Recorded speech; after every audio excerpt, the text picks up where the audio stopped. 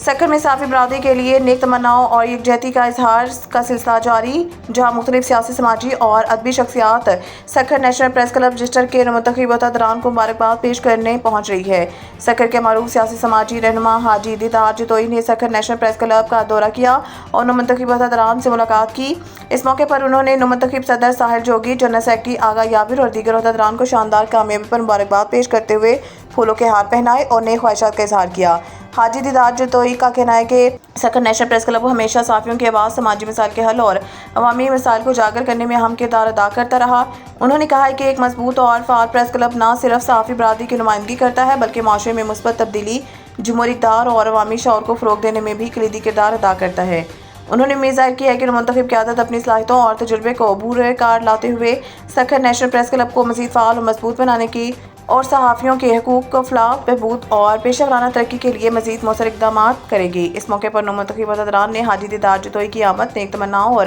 بھرپور تعاون کی یقین دہانی پر ان کا شکریہ ادا کیا اور اس عزم کا اظہار کیا کہ سکھر نیشنل پریس کلب صحافت کی آزادی، عوامی مسائل کی نشاندہی اور سماجی خدمت کے سفر کو پہلے سے زیادہ مؤثر انداز میں جاری رکھے گا۔ Sukkur national press club register میں مبارکباد اور خیرسگالی ملاقاتوں کا سلسلہ جاری، جہاں مختلف سیاسی، سماجی شخصیات نومنتخب قیادت کے لیے نیک خواہشات کا اظہار کر رہی ہیں۔